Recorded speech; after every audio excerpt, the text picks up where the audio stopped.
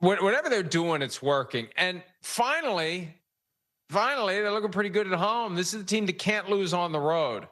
They're home in Seattle, and I don't know if there's going to be a way to get the official number of butts in seats for last night, but it sure seems like some of those folks weren't there. They were home watching the Mariners and the Blue Jays in Game 7 of the ALCS, and obviously the Blue Jays win. They move on to the World Series, but it looked a little spotty in the upper deck, which is stunning for the Seahawks and that stadium where they retired number 12 for their fans. Their fans have been part of what had been one of the best home field advantages in football until the past couple of years. But it's good for the Seahawks to return home and get a win on a night when Seattle residents are upset because you got within one game. They were up 3-1. Not that I watched any of it because I didn't, but they were up 3-1 and they blew it. They had their chance for the first ever World Series appearance in their grasp. So very bittersweet, more bitter than sweet day in Seattle because, yeah, their football team won, but that season keeps going. One of the best baseball seasons they've ever had, arguably the best, overdone, kaput, all in the same night.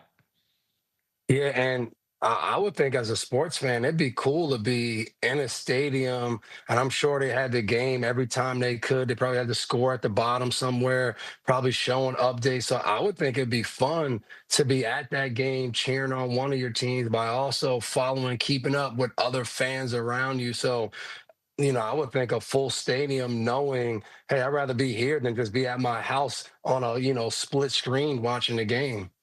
Hey, there was a dude sitting there watching the game on his phone. And usually when you're at a stadium like that, and I know they've made strides in the speed and the reliability of the Wi-Fi in stadiums where you've got that massive simultaneous sucking on the juice. But yeah, it looked clear.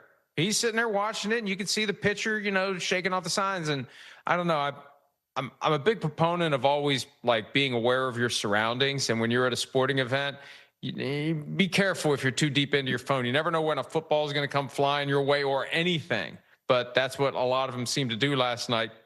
They watched the Mariners lose, and then they watched the Seahawks get their victory to move to 5-2 on the season, 27-19 over the Houston Texans. And again, it felt sluggish. It felt like they had chances, and it felt more like in this one that the Seahawks were eventually going to blow their chances because the Seahawks don't have that same kind of offense that the Lions do.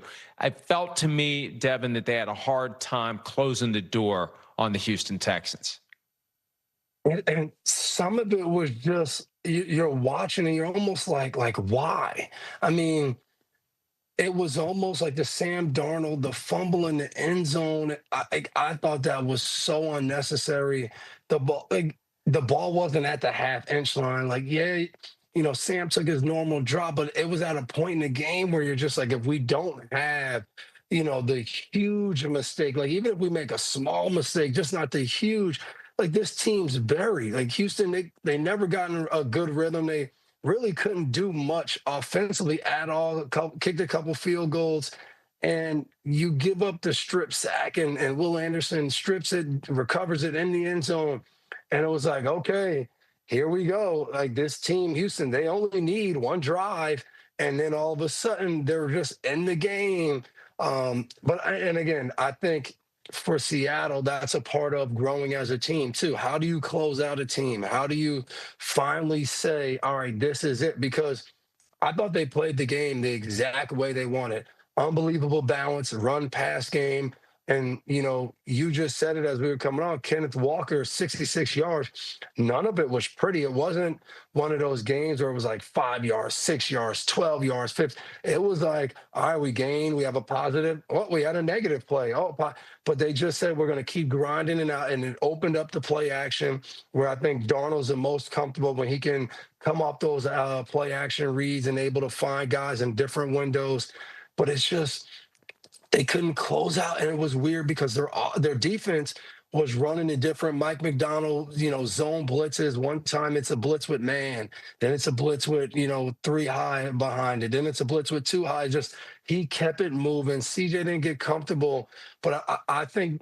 If I was Mike McDonald, that would be my focus the next day in the meeting room of, hey guys, and I would show examples of some drives in the game, whether defensively or offensively, of, hey, this is the drive. If we get this turnover, or we go three and out here, or if offensively, if we go and we score a touchdown here, we basically make it almost impossible to lose the game. I mean, if you're not the Giants versus Denver, but like we make it impossible to lose right now. And good teams find that. They find a way. And we used to always say it in New England. Bill used to tell us there's going to come a point in the game where now we can step on their throat and we can end the game.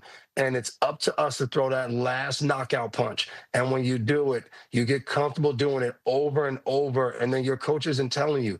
All the players start to recognize it. Like, this is the moment. And then you throw the punch and it's over with. And I think Seattle, as they keep going through this season, they're going to need to find that if they want to be the team they want to be and try to win that division and then try to, advance in the playoffs. Well, and they had that opportunity last night, Devin. They had that opportunity as they were driving for what could have been, would have been, should have been the step on the throat moment. And what happened was, and it felt to me like Clint Kubiak trying to inject his name into the discussion for coaching candidates for the next cycle. And how do you do that if you're an offensive coordinator? You come up with some sort of a trick play, and the next thing you know, you're the new Ben Johnson. Cooper Kupp throws a pass, gets picked. It was just a crap show, and it felt like opportunity to end it, lost, and the Seahawks just keep hanging around, and the Texans, excuse me, they just kept hanging around, and they just kept hanging around. And I got to give both teams credit.